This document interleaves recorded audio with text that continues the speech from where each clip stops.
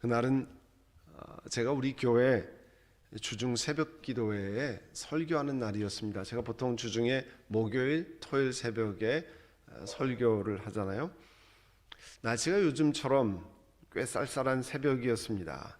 저희 집에서 교회를 오려면 이 그랜드 애비뉴를 갈아타고 이 다이아몬드바에 있는 센터, 가장 높은 다이아몬드바 센터 쪽으로 이렇게 올라가야 됩니다. 올라가는 길이었는데 새벽이라 나는 깜깜했고 가로등 빛만 있었습니다. 그런데 희미한 가로등 빛 아래로 오른쪽 인도 있는 길에 슈퍼마켓 장 보는 카트가 하나 이렇게 서 있었어요. 그리고 조금 떨어져서 제가 보기에는 희미한 불빛이지만 얼핏 사람이 누워있는 것 같이 보였습니다. 그러나 차로 지나가고 있는 중이기 때문에 확인을 바로 할 수 있는 상황도 아니었고 잘 보이지도 않았습니다. 그렇지만 속으로 이거 확인해야 될 텐데 사람이 누워있으면 무슨 일이 생긴 거 아닌가 이런 생각이 들었습니다. 그렇지만 순간적으로 지금 내가 새벽 기도 설교하러 가는 중인데 하는 생각이 들었었고요. 또 한편으로는 만일 저 사람이 무슨 일이 생겨서 누워있는 것이라고 하면 가서 911을 부르든지 아니면 병원으로 데리고 가거나 이렇게 해야 되지 않나 이런 생각이 머리에 스쳐가면서 그러면 오늘 새벽기도 설교는 누가 하나 이런 생각도 들었습니다. 잠깐 머리가 복잡해졌어요. 짧은 시간이지만 이 길로 지나가는 다음 사람이 해결하지 않을까? 나는 지금 해야 할 일이 있는 사람인데 그때 내 자신이 오늘 읽은 이 성경에 나오는 딱 제사장과 같은 사람이구나 하는 생각이 순식간에 들었습니다. 그러다 자동차 속도를 줄이면서 옆에 앉은 아내에게 물었어요. 조금 전 저 오른쪽 인도 위에 사람이 누워 있었던 것 같은데 보았냐고 물었더니 보지 못했다는 거예요. 그랬냐고. 그런데 그냥 내쳐 교회로 갔다가는 내가 앞으로 이제 설교 못하겠다는 생각이 들었습니다. 그래서 한참 지나갔었기 때문에 유턴을 해서 다시 또 유턴을 해가지고 그 카트 있는 곳이 보이는 곳으로 가서 차를 세웠어요. 차를 세우고 내려서 가보니까 정말 인도 바닥에 그 인도 위에 사람이 누워있는 것이 맞았습니다. 가서 흔들었더니 백인 노숙자가 거기서 자고 있었어요. 잘 수 있는 데가 아니었거든요. 보통 이렇게 노숙자들도 이렇게 좀 그 바람막이 있는 데라든지 이런 데서 자잖아요. 어디 아프냐고 물었습니다. 그렇지 않다는 거예요. 그냥 대답이 거기서 그냥 자고 있었다는 겁니다. 아픈 데가 있느냐 혹은 도움이 필요한 것이 있느냐 물었더니 다른 도움이 필요치 않다고 하면서 카트를 끌고 저 아래로 내려갔습니다. 그래서 저는 다시 교회로 돌아왔어요. 오늘 이 말씀을 읽으면서 그때 상황이 생생하게 생각이 났습니다. 오늘 본문 25절에 보면 어떤 율법 교사가 일어나서 예수님을 시험해서 물었다고 해서 선생님, 내가 무엇을 해야 영생을 얻겠습니까? 이 사람은요, 율법을 전문으로 연구하는 사람이에요. 율법 교사입니다. 이 사람은 그렇지만 예수님을 시험하려고 질문했다고 그랬습니다. 예수님이 가르치는 것이 틀림없이 약점이 많이 있고 이 거짓말이 있다고 생각해서 그런 걸 좀 드러내려고 했던 것 같습니다. 그럼 우리가 한번 우리끼리 대답을 해보죠. 사람이 무엇을 하면 영생을 얻습니까? 사람이 어떻게 하면 영생을 얻습니까? 무엇을 해서 영생을 얻을 수 있는 방법이 있습니까?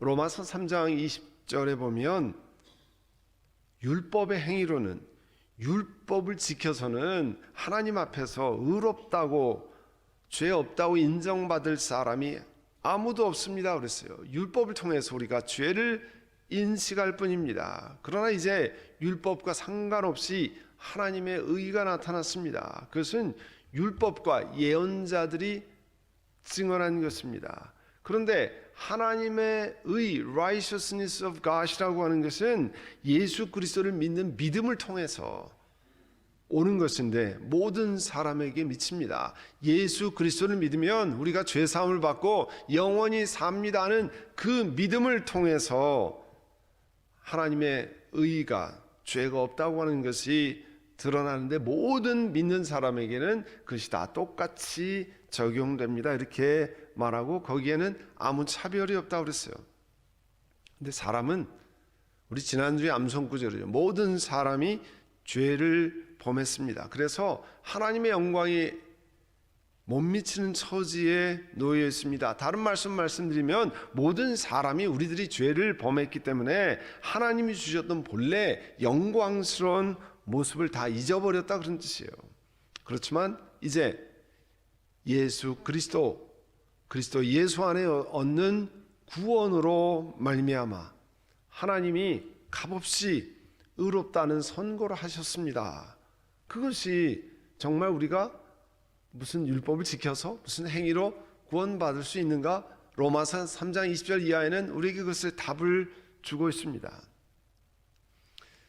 이 율법 교사가 무엇을 해야 영생을 얻습니까? 예수님이 그에게 이렇게 말씀하셨어요. 26절에 보시면 그러면 율법에 무엇이라고 써 있는가? 율법에 무엇이라고 기록됐고 너는 그것을 어떻게 읽고 있느냐? 이 율법 교사가요 이렇게 대답했습니다.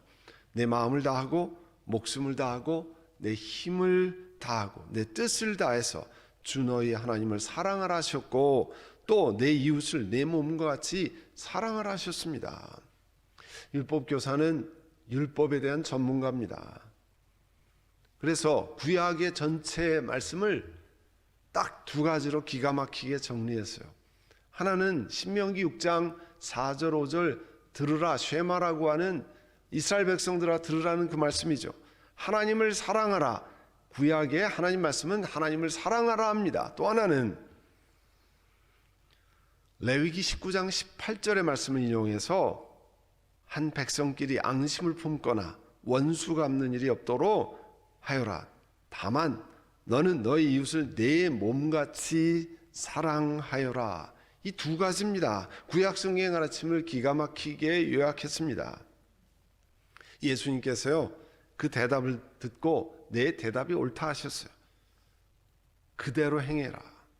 그리하면 살 것이다. 하나님을 사랑하고 내 이웃을 내 몸같이 사랑하라. 예수님이 말씀하신 뜻은 내가 이미 답을 알고 있으니까 이제부터 가서 그렇게 실천하라. 그런 뜻이에요.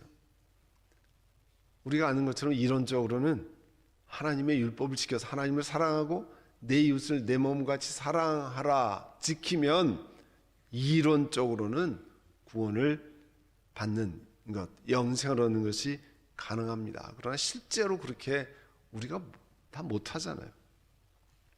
근데 율법 교사는 그 얘기를 듣고 자기를 좀 올바르다고 하는 사람으로 인정받기 위해서 예수님께 이렇게 말했습니다. 그러면 도대체 내 이웃이 누구입니까? 하나님이 사랑하는 것 알겠는데 내 이웃을 내 몸같이 사랑하라.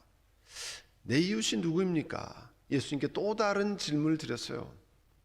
내가 도대체 얼마나 멀리까지 가야 얼마나 멀리까지 사랑을 베풀어야 합니까? 이렇게 질문했습니다. 그 율법교사의 질문에 예수님이 답을 하신 것이 그 유명한 선한 사마리아인의 비유예요. Parable of a Good Samaritan. 선한 사마리아인.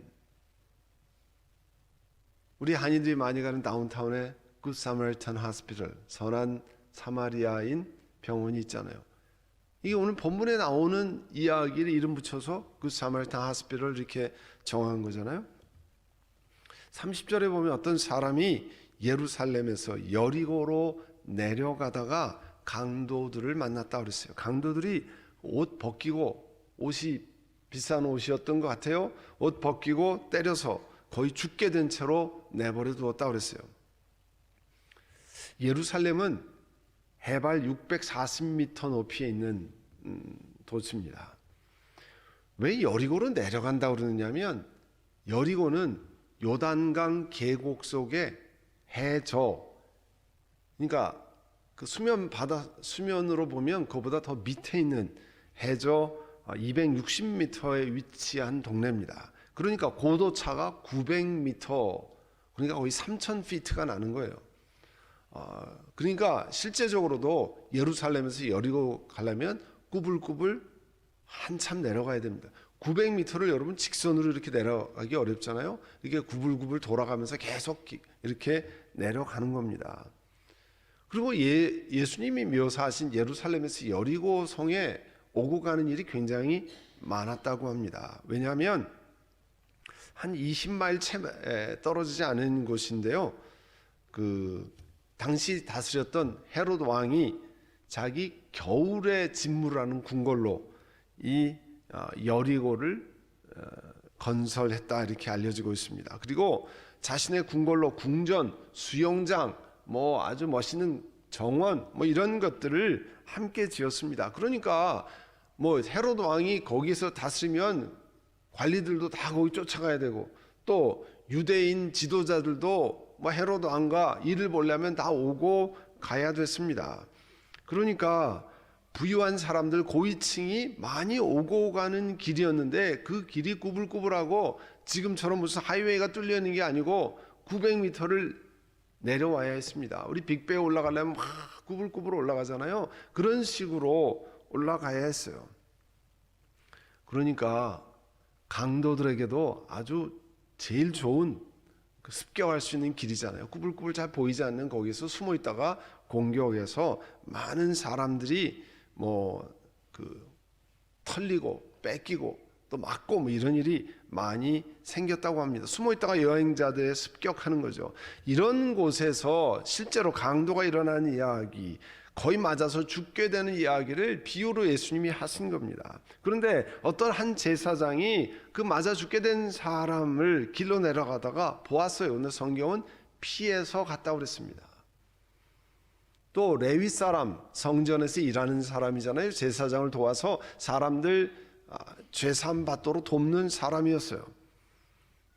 그런데 그 사람도 성경에는 보았다고 그랬습니다. 그 맞은 사람을, 강도 맞은 사람을, 거의 다 죽게 된 사람을 보았는데 피해서 내려갔다고 그랬어요. 제사장, 레위 사람 모두 강도 만나서 거의 죽게 된 사람을 보았지만 피해서 지나갔다고 그랬습니다. 제가 새벽 기도하면서 오면서 넘어져 있는 사람 같은데 그냥 지나칠 마음을 가졌을 때 딱 이 제사장 레위 사람이 된 것 같아서 하나님 앞에 너무 부끄럽고 죄송해서 다시 돌아간 겁니다. 사람이 그렇게 연약하죠. 여러분, 제사장 레위 사람이 할 일이 너무 많아서 피해서 갔겠습니까? 아니죠. 어려운 이웃을 향한 긍휼한 마음, 우리 말하는 compassionate heart, 긍휼한 마음이 없어서 피해가는 거죠. 보았지만 피해갔다 그랬잖아요. 근데 예수님이 이 패러블에서 이야기에서 아주 뜻밖의 인물이 등장합니다. 유대인들이 경멸해서 상종하지 않으려고 했던 사람, 사마리아인 이야기가 나와요. 근데 사마리아 사람이 길을 가다가 그 사람 맞아서 거의 죽게 된 사람이 있는 곳에 이르러서 측은한 마음이 들어서, 불쌍한 마음이 들어서 컴패션이라고 하는 그 마음을 가지고 가까이 가서 그 상처에 올리브 기름과 포도주를 붓고 씻고, 뭐 이런 이 올리브 기름, 포도주 이런 것들이 전부 소독, 또 뭐 이런 약 역할을 했잖아요. 그 다음에 자기가 타고 가는 짐승에 태워서 여관으로 와서 그 사람을 돌보아 주었다 그랬어요. 그리고 자기 일이 있어서 그 여관으로 데려왔으니까 그 주인에게 2데나리온을 꺼내서 이 사람을 돌봐 주십시오. 움직이지 아직 이렇게 마음대로 집에 갈 수 있는 상황이 못 된 것 같아요. 그러니까 더 돌봐 주십시오. 비용이 더 들면 내가 일 끝나고 와서 또 돈을 드리겠습니다. 이렇게 했다는 거예요. 이 사마리아 사람, 강도 만난 사람에 대해서 깊은 사랑을, 연민, 컴패션을 가졌습니다. 죽어가는 사람을 일으켜서 치료해주고 여관으로 가서 돌보아 주었습니다. 자신이 비용을 부담하면서 보살펴주고 그런 이야기를 예수님이 소개하셨어요. 그리고 그 끝에 중요한 질문을 하십니다. 36절에 누가 이 강도 만난 사람의 입장에 있으면 누가 강도 만난 사람의 이웃이 되어주었다고 생각하느냐. 예수님 이 질문에서 어렵게 만들려고 했던 율법 교사가 명백하잖아요. 그 얘기를 들으면 다르게 얘기할 수 있는 말이 없죠. 자비를 베푼 사람이 강도 만든 사람이 이웃이 됩니다. 예수님께서 그 대답을 들으시고 이렇게 말씀하셨어요. 가서 너도 이와 같이 하여라. 예수님께서 율법 교사에게 사마리아 사람이 한 것처럼 다른 사람에게 자비를 베풀라고 말씀하셨어요. 이 비유를 오늘 우리들에게도 주고 오겠습니다.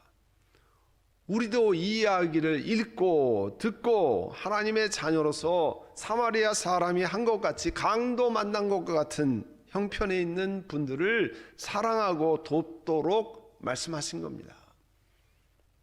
예수님께서 산상수훈의 Sermon on the Mount 이렇게 말씀하셨어요. 마태복음 5장 7절에 자비한 사람이 복이 있다. 다른 사람을 긍휼히 여기는 사람이 복이 있는데 하나님이 그들을 자비롭게 대하실 것이다. 우리가 다른 사람을 자비롭게 대하면 하나님이 우리를 자비롭게 대하신다는 거예요. 한 달 전 2월 6일에 튀르키예 남부와 시리아 국경지대에 발생한 진도 7.8의 강진은 100년 이래 엄청난 지진이라고 우리가 다 보았습니다. 튀르키예가 더 사망자가 많이 났고 시리아를 합쳐서 확인된 사망자만 현재 5만 명이 넘습니다. 최악의 지진이라 이렇게 알려져 있습니다. 무너진 건물 잔해 속에 아직 발견하지 못한 시신들까지 합치면 사망자는 아마 10만 명이 넘을 것이라 추정합니다. 부상자는 그 숫자를 헤아리기가 도대체 어렵고 이재민도 엄청난 숫자입니다. 총체적인 재산 피해가 800억 불이 훨씬 넘었을 거라 이렇게 추정하는 어마어마한 피해를 가져왔습니다. 이런 엄청난 자연재해를 통해서 고난당하는 사람이 많을 경우에 한 나라가 그들을 돕는 일을 다 감당하기 어렵죠. 피해 복구를 할 수 있는 능력 있는 경우가 거의 없지 않아요? 우리 대한민국도 마치 강도 만난 것과 같은 때가 있었잖아요. 6.25 사변 때 갑자기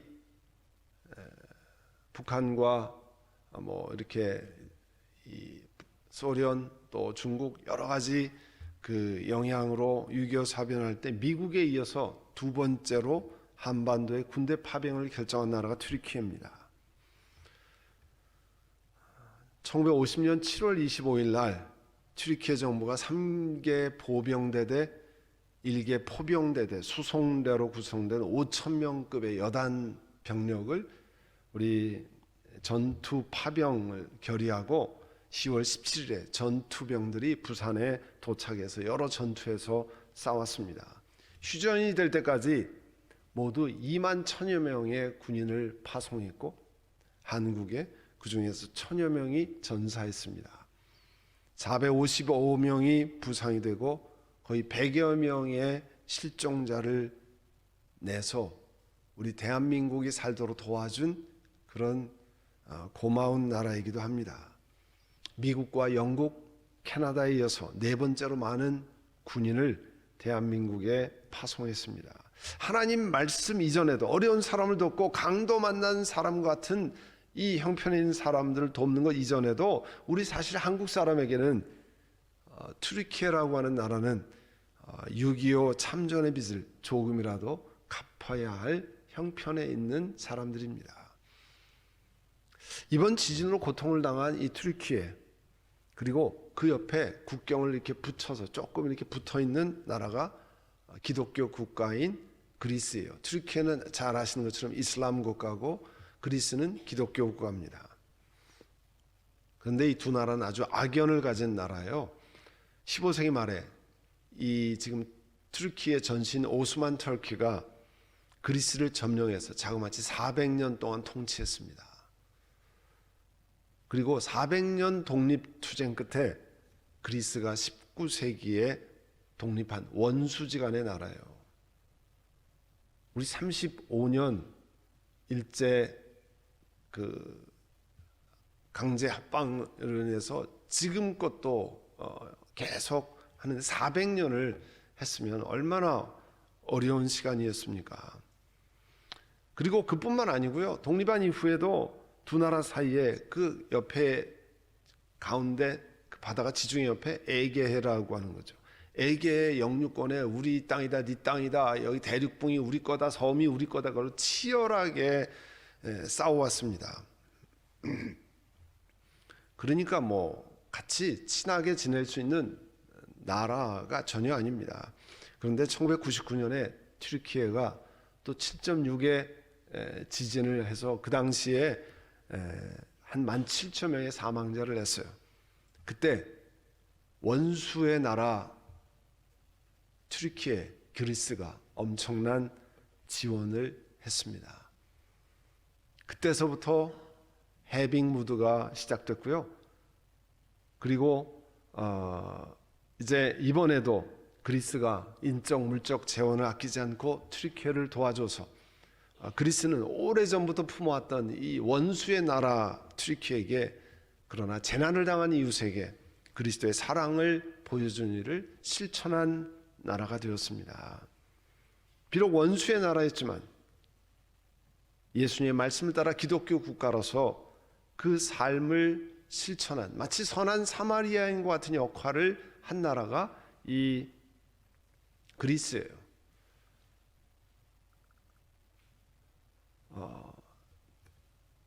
6.25 거의 끝날 즈음에 충청북도 청주에 허마리아라고 하는 여자 선교사님이 6.25 전쟁 고아들 가운데 특별히 시각장애 어린이 5명을 돌보기 시작했습니다. 그것이 청주에 있는 광화원, 빛광자를 써서 광화원, 이 시각장애, 지금은 전체 그 지체장애 뭐 이런 장애를 돕는 그 학교를 세웠습니다. 그래서 시각장애 유치원 21회, 초등학교 44회, 중학교 44회, 고등학교 43회를 졸업시키고, 그러니까 40년 이상 그 사역을 계속하고 나중에 고등학교를 졸업하고 어떤 전공을 할 수 있는 시각장애자들에게 그와 같은 걸 돕는 일을 했습니다. 어려운 상황에 있는 사람들을 그리스도의 사랑으로 돕는 일을 우리 한국 사람도 사실 엄청나게 많이 받았잖아요. 6.25 전쟁 이후에 만약에 전 세계 사람들이 돕지 않았으면 우리만큼 다시 일어설 수 있을까요? 우리가? 하나님의 특별한 은혜지만 사람들을 통해서 그런 은혜를 경험했습니다. 이 허마리아 선교사 귀한 것은 제가 그 청주의 광화원에 가본 적이 있어요. 처음에 5명의 시각장애자로 시작해서 나중에 지금은 큰 학교, 시각장애 시설, 그 다음에 정말 집에서 케어하기 어려운 많은 장애우들을 돕고 그들의 재활을 돕는 그런 사역을 해서 캠퍼스를 잘 해놓고, 그 당시에 그 선교사들 미국에서 교인들의 도움을 도와서 엄청나게 큰 땅을 마련해서 했어요. 그 땅을 팔아서 지금까지 그 학교를 유지하고 있다고 그래요. 물론 많은 이제 정부의 도움과 기독교인들의 도움을 했지만, 그리고 이분들은 은퇴 후에 미국에 귀국할 때도 비행기 값이 비쌀 때니까 비행기 값을 아껴서 시각장애우 교육에 쓰겠다고 자기들은 배편으로 귀국하고 절약해서 시각장애에 돕는 그런 일을 했습니다. 하나님 말씀은 우리들에게 세상에서 돌아가는 상식으로는 이해가 잘 되지 않는 말씀을 가르치고 있습니다. 잠언서 11장 24절 25절에 남에게 나누어 주는데도 더욱 부유해지는 사람이 있는가 하면 마땅히 쓸 것까지 아끼는데도 가난해지는 사람이 있다. 남에게 베풀기를 좋아하는 사람은 부유해지고 남에게 마실 물을 주면 자신도 갈증을 면한다고 말씀합니다. 여러분, 사람들이 이해하지 못하는 하나님의 만드신 영적인 법칙입니다. 이 영적인 법칙의 하나는 우리에게 있는 작은 것으로 어려운 사람을 도우면 하나님이 우리를 책임지셔서 우리의 고통을 넘어가게 하신다는 거예요. 사람의 논리로는, 계산으로는 되지 않는 방법입니다. 그러나 성경 곳곳에서 삶의 힘든 역경 중에서도 남을 돕는 것을 인해서 자신의 삶이 풍성해지는 그런 놀라운 이야기들을 전해주고 계십니다. 우리들도 이런 특별한 영적인 법칙의 혜택을 경험해 왔고 또 앞으로도 계속 경험할 겁니다. 이번 우리 교회가 튀르키예 시리아 지진 피해 복구를 위해서 특별 헌금을 하고 있습니다. 우리의 강도 만난 것 같은 이웃을 함께 도우려고 하는 일입니다. 그렇지만 지진 만난 사람만 우리가 도와야 할 이웃이 있는 것은 아닙니다. 하나님의 은혜로 우리 교회도 어려운 분들을 많이 도와오고 있습니다. 그걸 이제 우리 긍휼 사역, Mercy Ministry라고 하는데요. 앞으로 우리 교회가 더 풍성히 드릴 수 있기를 원합니다. 교회가 드린다고 하는 것은 여러분 한 분 한 분이 하나님 앞에 드릴 때 그걸 모아서 교회가 드릴 수 있는 거 아니에요? 우리가 지금까지 미얀마에 또 필리핀에 한센인들을 돕기 위해서 계속 지원해 왔습니다. 또 고통 가운데 있는, 어려운 가운데 컴패션 아이들을 계속해서 돕고 앞으로 도울 것입니다. 또 미랄 선교회, 샬롬 선교회, 서클 오브 프렌즈 같은 장애우 사역들을 돕고요. 또 홈리스 사역을 도와왔습니다. 그리고 배우자에게 구타받는 아내들, 그 아이들을 돕는 푸른 초장의 집의 사역을 계속 도와왔고요. 어디 가서 호소할 데 없는 사람들의 상담 사역을 도와왔습니다.